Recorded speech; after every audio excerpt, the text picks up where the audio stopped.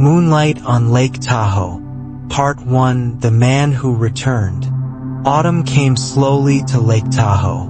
The leaves changed color like the forest letting out a long breath. Deep green fading to copper red, then to burning amber, as if nature were retelling an old story. Nothing was rushed in this small town, where everything moved like the lake under moonlight. Quiet, deep, and holding something unspoken. That afternoon, the air was still.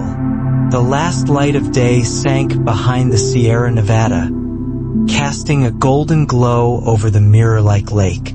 An old, rust-specked blue pickup truck crept along a gravel-strewn dirt road at the forest's edge. Eli stopped in front of a weathered wooden gate, where a faded sign still read, Windermere, 1952. Behind it, the cabin stood as silent as a memory waiting to be awakened. He stepped out of the truck. The wind rustled through the pines, carrying the scent of resin and the thin veil of early autumn mist, soft as silk. Eli looked up at the sky, now turning violet, and there it was, the first moon rising over the lake, full and glowing gently, so beautiful it tightened something in his chest. Nearly 20 years. It had been nearly 20 years since he last stood here. The wooden roof still tilted slightly, like it was leaning in to listen to something carried on the breeze. The porch swing remained, though its rope was frayed and the wood marked by time. The house looked smaller than he remembered, but the smell of damp timber, of pine, of all the years gone by, it was all exactly the same. Eli climbed the steps, his palm brushing lightly along the railing, as if needing to feel something real. He opened the door. The hinge let out a long creak, like the sigh of forgotten time. Inside it was dim.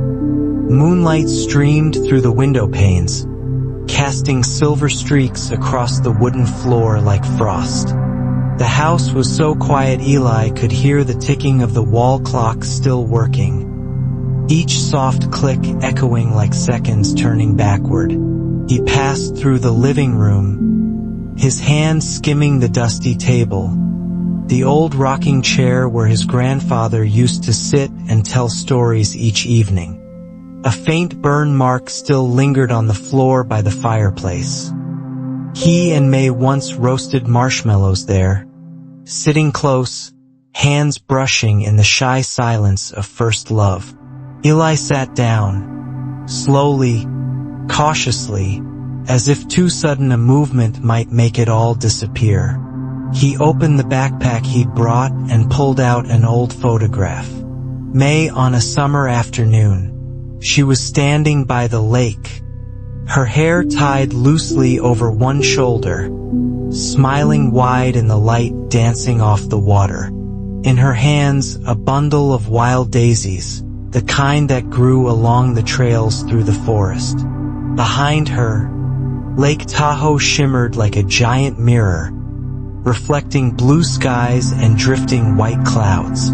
Eli couldn't remember who had taken the picture. Maybe it was him. Maybe it was his grandfather. Maybe it was some stranger who happened to capture a moment he had carried with him for 2 decades. He looked out the window. Lake Tahoe was still there, silent, vast, and still carrying that beauty that made people afraid to speak. The moon had risen higher, laying silver across the water. A soft mist had begun to drift from the forest, weaving through the old pines like a returning ghost. And then a sound. First he thought it was the wind, but it wasn't. Footsteps, soft, steady, as if someone familiar was walking across the old porch. Then 3 knocks, light, certain, rhythmic. Knock, knock, knock. Eli Frotze. His heart pounded. He knew that knock. Every afternoon, May used to knock just like that, 3 taps, then silence, then a smile. He stood, walking slowly toward the door.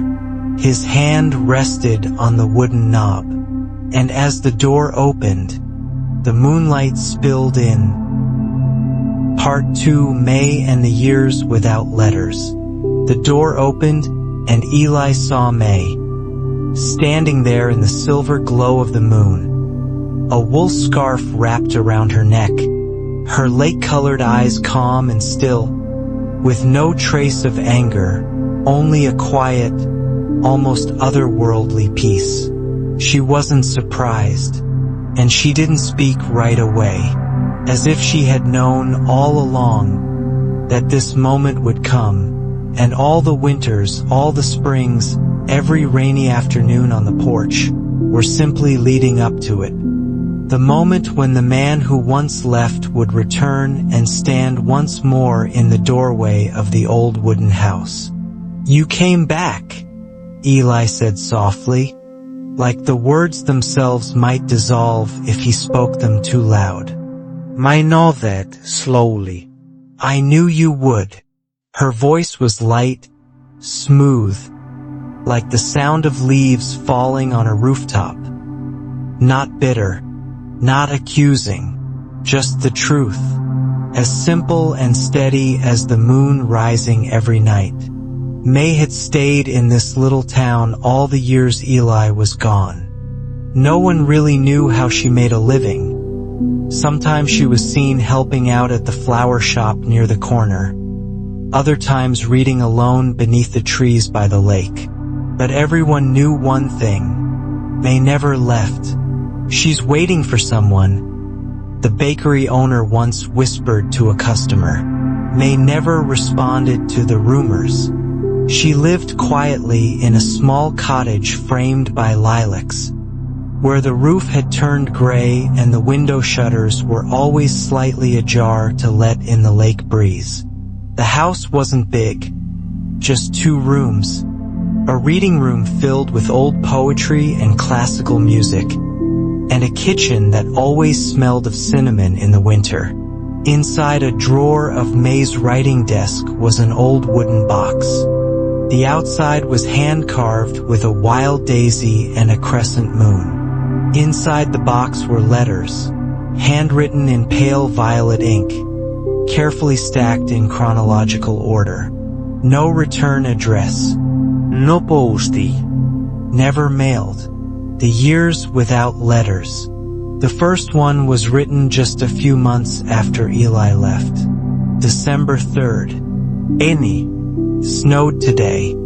I stood at the dock watching the white flakes fall onto the lake, vanishing like breath. I remembered our first walk across the wooden bridge. How you wrapped your scarf around me when the wind picked up. I don't know why I'm writing this.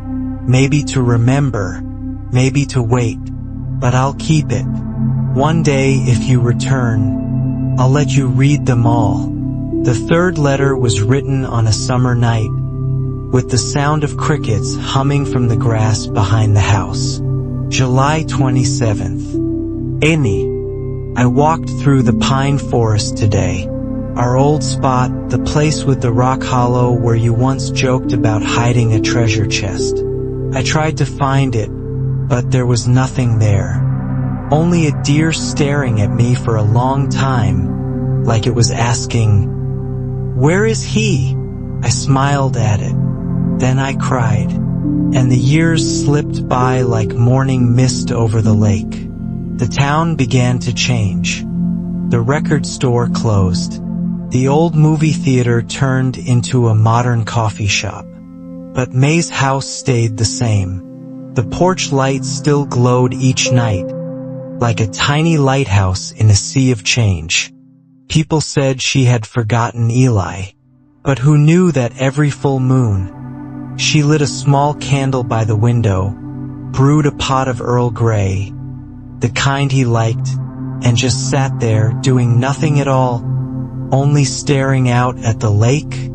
And then tonight, when the knock came, light as breath, sure as fate, May stood up, not hurried, not trembling. She knew he had returned. They sat together in the old living room, where the table lamp cast its warm golden light and the wall clock ticked with the rhythm of before.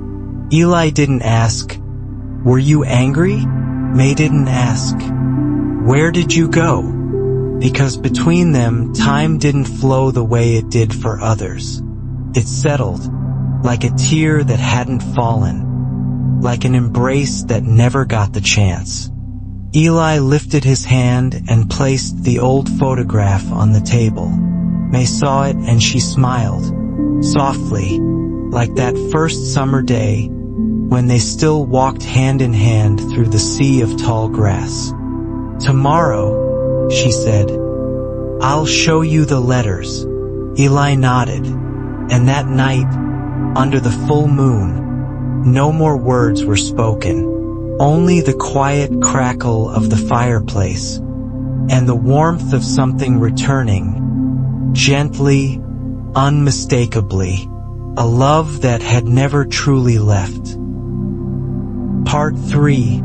The House That Smelled of Old Pines. The next morning, the sun rose early. Gentle golden light filtered through the pine branches outside the porch, spilling across the window frame like streams of honey. Eli woke in the old room, on the wooden bed that once belonged to his grandfather. The same place where, long ago, the chirping mountain birds and the scent of cinnamon and fresh-baked bread from the kitchen below used to greet him. The room was just the same, only dust had multiplied, and time seemed to have frozen in every grain of wood, every crack in the ceiling, every open book left half-read on the desk. When Eli came downstairs, May was sitting on the porch steps, holding an ivory porcelain teacup. The same wool scarf from last night hung loosely around her neck. The early light turned her hair a shade of honey brown, and the scent of Earl Grey tea mixed with pine needles in the air, evoking memories of those first crisp autumn mornings he once knew. "Do you remember?" May said, not turning around, "how every summer I'd secretly tuck dried pine sprigs into the drawers, so the house would always smell like the woods?" Eli smiled softly. "I remember. I used to tease you, called you the scent witch." She turned to him then, her eyes smiling gently. "I just didn't expect that scent would be the thing to bring you back." After a simple breakfast, toast, nut butter, and wild strawberries and honey, May led Eli to the small room at the back of the house. It used to be his grandfather's art studio. The wooden walls still bore faded splashes of old paint. The work table sat under the window, where the light was always enough to paint without a lamp. On the shelves, a few brushes still held dried colors. Some unfinished sketches remained. Distant mountains, the moonlit lake, and a couple standing in a field, hand in hand. May pulled out a small, square tin box from a desk drawer. Its lid bore the image of a sailboat, flaked and faded with time. "He left this for you," she said. "I found it when I was cleaning the studio after he passed." Eli took the box with both hands, like it might shatter if held too carelessly, like it held something sacred. When he opened it, a familiar scent rose, nothing strong, just the faint mix of old paper, wood, and ink, the kind of scent that made you want to close your eyes, just to hear the voice of a memory.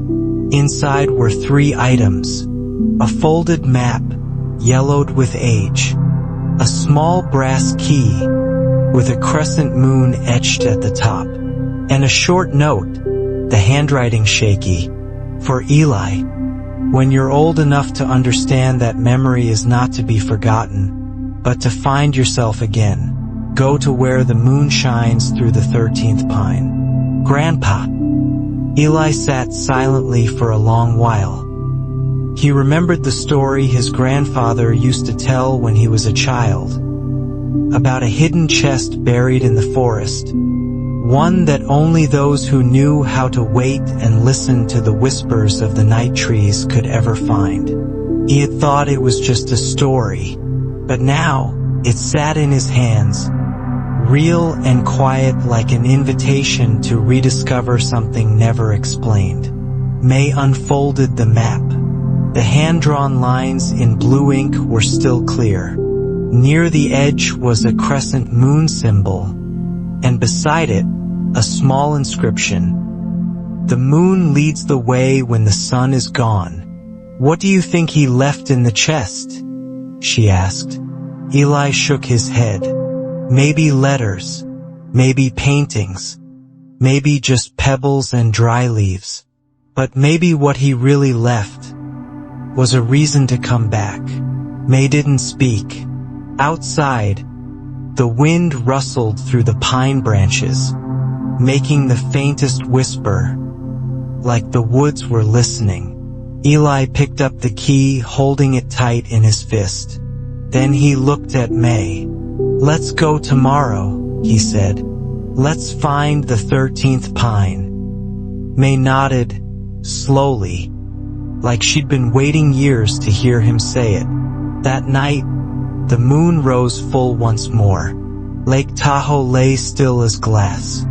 And in the house that smelled of old pines, the two of them sat under the soft glow of an oil lamp, reading the unsent letters, tracing old paths through the woods from memory, quietly preparing for a journey. Not just to find a chest, but to find themselves again, in the place where time once paused on a distant afternoon, by the lakeshore that smelled of wild daisies and first laughter.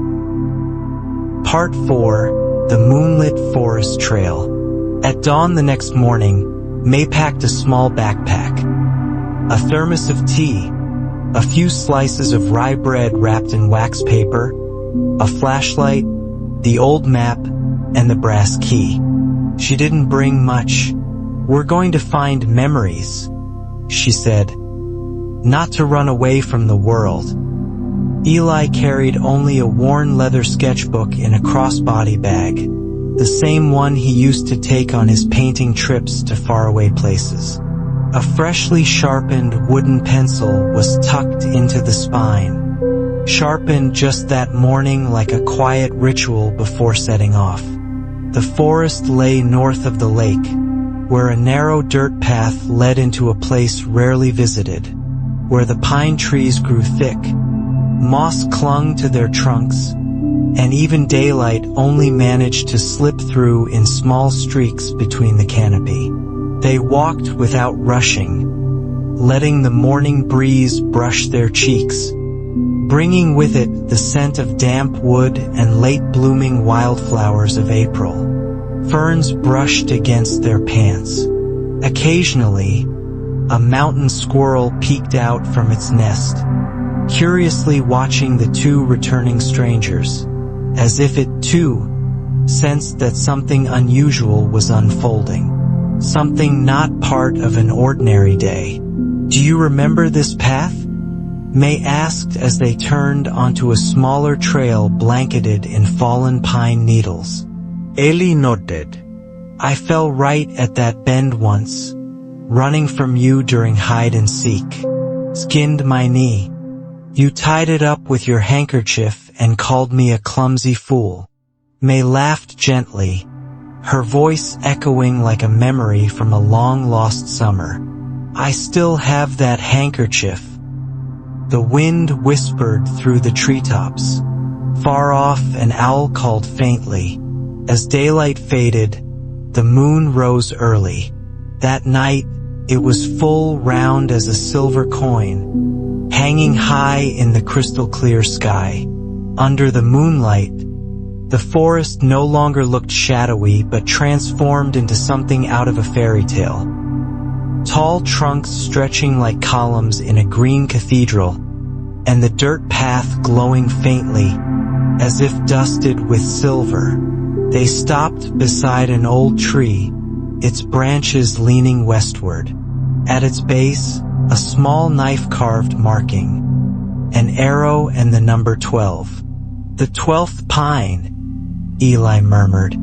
The next tree stood a few dozen steps ahead. Its trunk was thick, split into 3 main branches.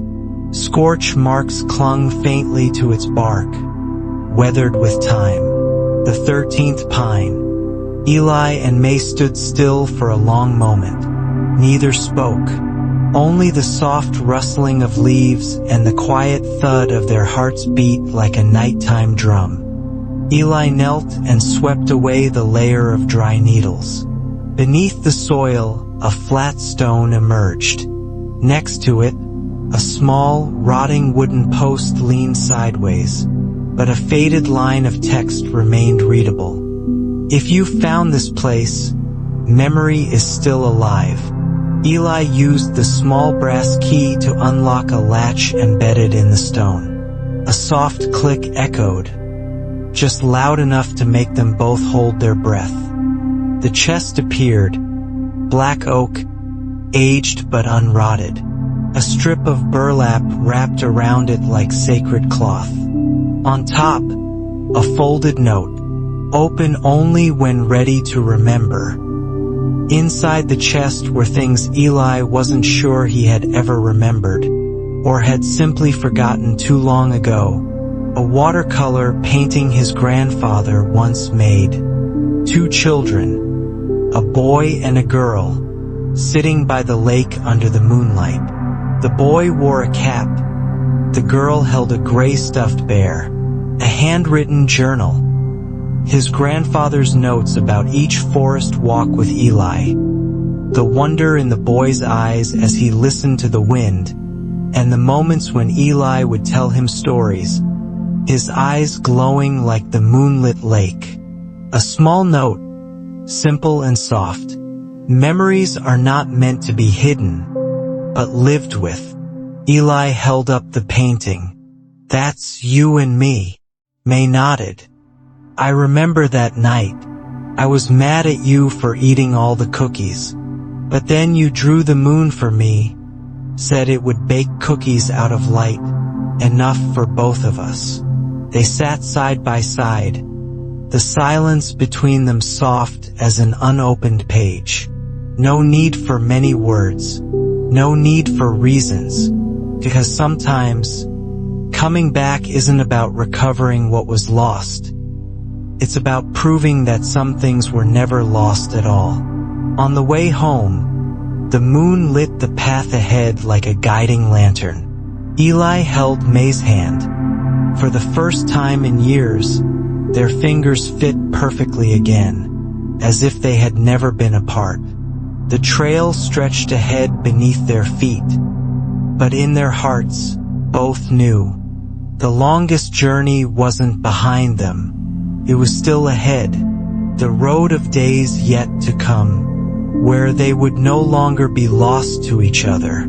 And high above, the moon remained full, casting its light over Lake Tahoe, still and mirror-like, reflecting the image of 2 people returned from memory, carrying a chest, a handful of drawings, and a love that had never truly ended. Part 5.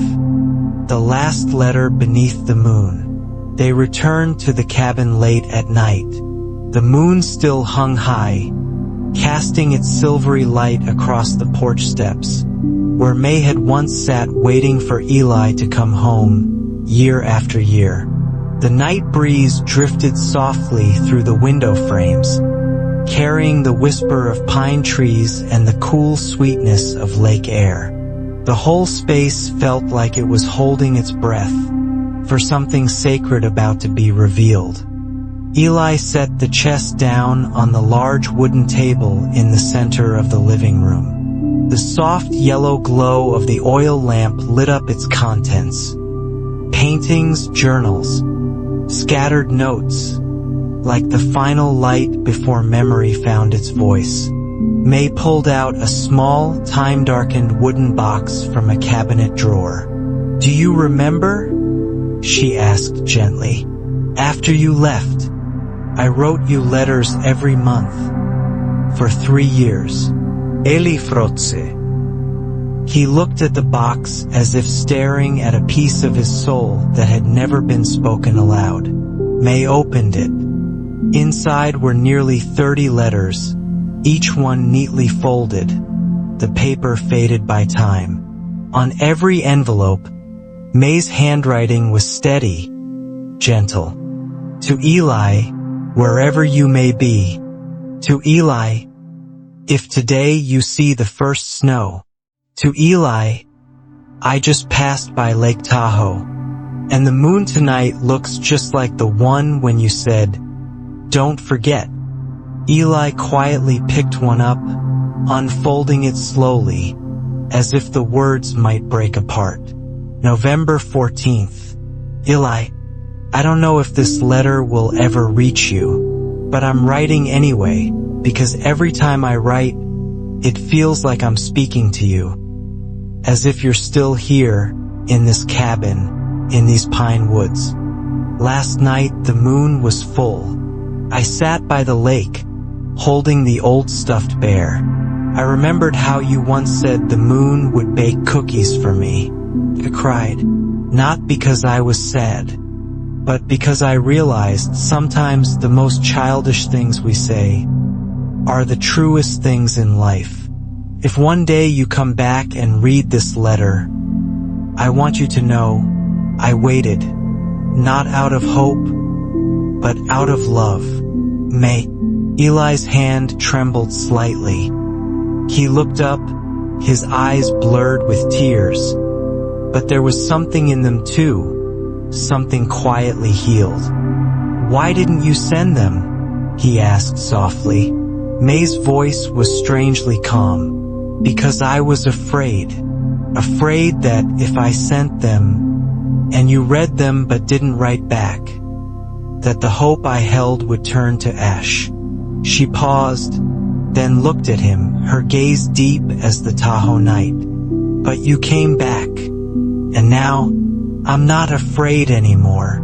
Eli pulled out a worn sheet of paper from his coat pocket, folded many times over. "I have a letter too," he said. "One I never sent." He opened it. His voice shook, but the words were clear. August 7th. "May, I went farther than I ever meant to. Not in miles, but in the space between things I should have said, and the things I didn't know how to. I meant to write you so many times, but I was afraid of making you wait forever. Afraid that if I couldn't promise to come home, any words would just be echoes in the wind. But every night, looking at the moon, I still thought, maybe May is looking at the same moon, and I held on to that like a thread pulling me home. If you're still there, if the light in that cabin is still on, then I'll come back. And if we can, let's start over." Amy. They sat facing each other, surrounded by letters, by paintings, by the warm lamplight and the nighttime songs of insects. There was nothing left to say, because sometimes love doesn't need to be declared, it just needs to be listened to long enough to speak for itself. Eli took May's hand. Together, they stood and stepped out onto the porch. That night, Lake Tahoe was eerily still, like a giant mirror reflecting the starlit sky. The moon was perfectly whole on the water's surface, round, unclouded, and glowing. Eli turned to May. "What should we do tomorrow?" May smiled, her eyes soft as water. "Tomorrow, let's walk by the lake, eat cinnamon buns, and write our first letter, addressed to the present." And that night, in the cabin that smelled of old pine, beneath a moon shining through wooden windows, two people, after years of being lost, found each other again. Not through letters, not in dreams, but by the quiet, steady rhythm of two hearts, beating slow, steady, and true. Part 6. The last summer in Tahoe. That summer came late. The wildflowers bloomed slower than usual, as if nature itself was waiting for something still taking shape. The thrushes sang less, and the waves on the lake drifted gently, almost without ripple. Eli stayed. He rebuilt the little studio beside the porch, the one that used to hold easels, watercolor boxes, and the big rolls of paper May once used to wrap books. May restored the backyard garden, planting more lavender and cherry tomatoes, as if each branch was rewriting a season of youth. They didn't talk much about the years that were lost, the years with no letters, the long winters without each other's voices. Instead, they let each moment pass like water in a quiet stream, unheld, unhurried, simply lived.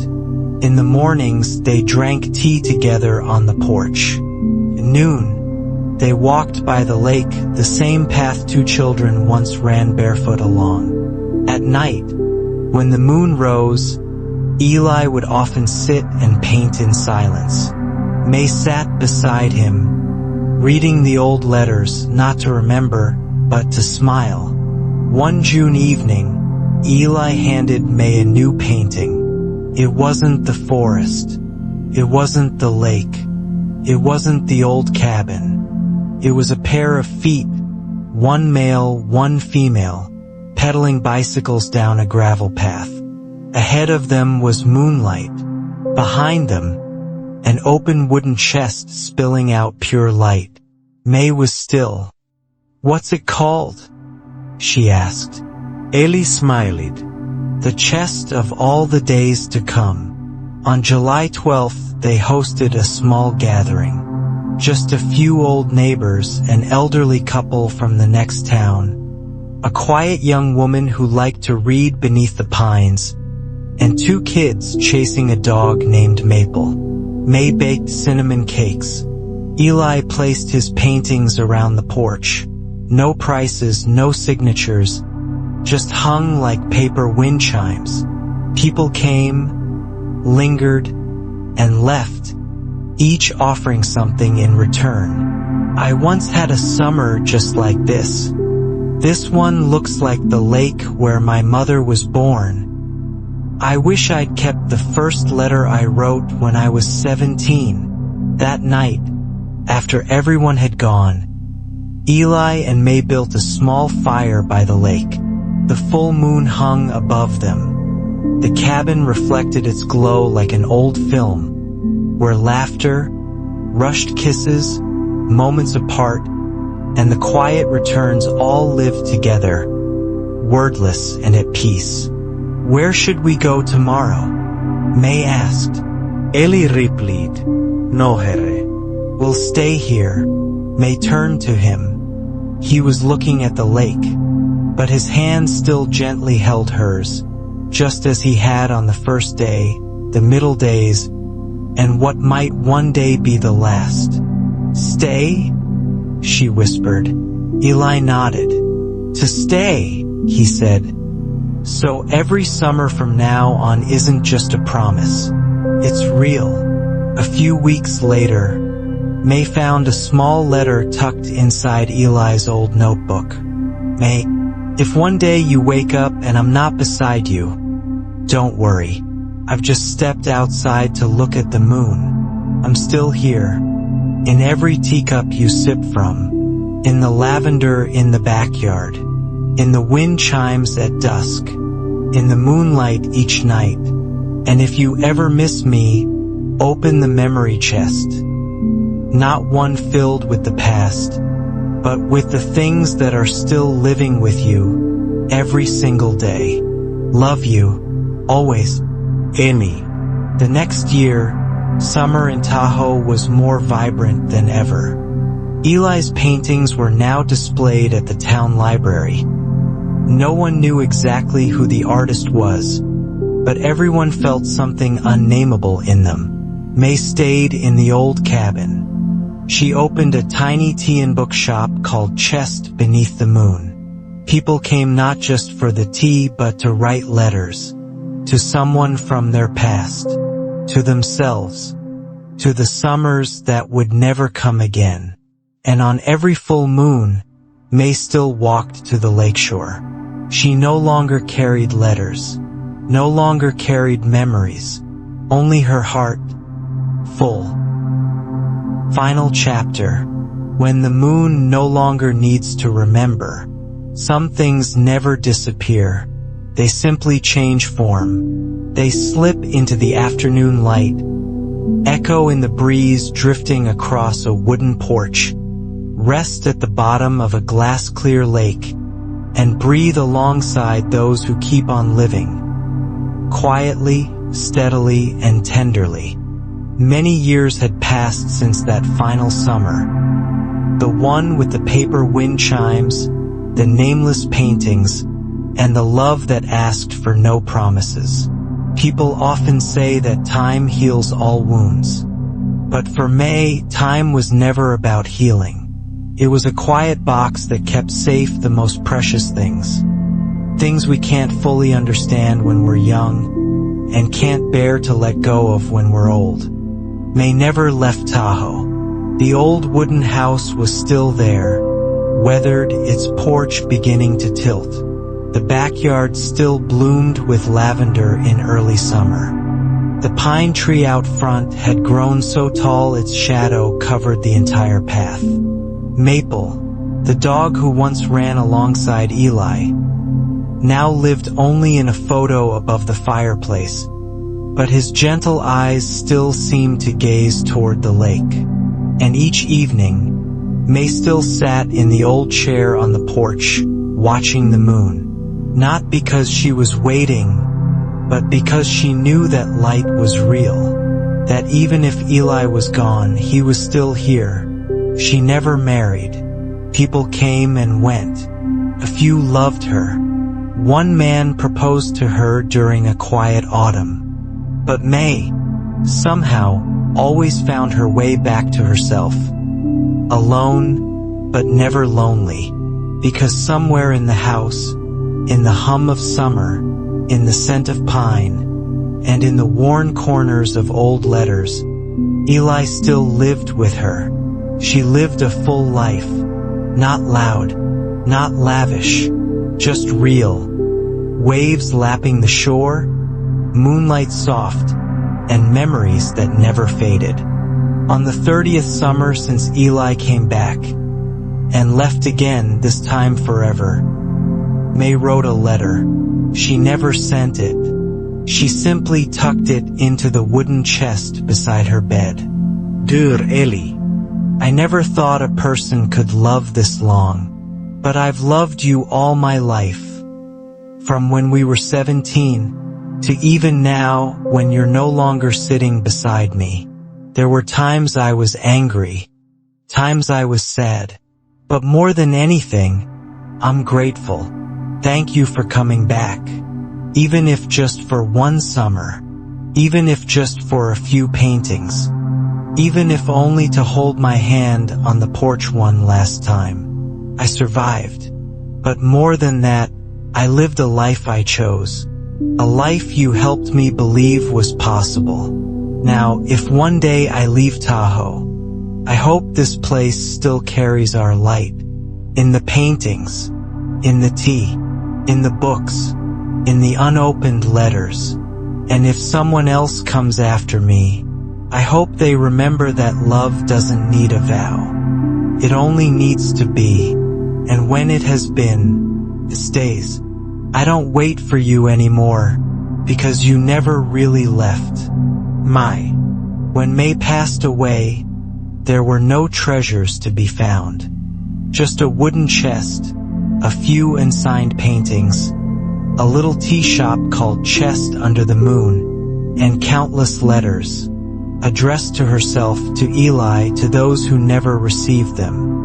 Inside the chest, there was a small plaque carved with these words: "Love is a light that doesn't need a destination. It stays because it doesn't know where else to go." The wooden house is now a small library by the lake. They didn't renovate much. The scent of pine remains, the sun-stained walls untouched, and the old footprints still creak in the floorboards. Every summer, the library opens its doors for guests to write letters by hand, to those who've passed on, to old flames, to their younger selves. And on nights with a full moon, the keeper tells a story about a man named Eli, an artist who never sold his work, and a woman named May who held an entire summer in a cup of tea. No one really knows how much of the story is true, but everyone believes one thing: love once lived here, and the moon still remembers. So if one day you find yourself in Tahoe, alone or with someone you love, and stumble upon a wooden house with the scent of old pine, a warm fire, and a steaming cup of lavender tea on the table, sit down for a while, write a letter. Don't worry about the address. Don't worry about the name. Then look up at the moon, and maybe, just maybe, you'll feel someone once sat here, long before you did, writing letters, loving, living, losing, and still remaining, like the gentlest light a life can leave behind.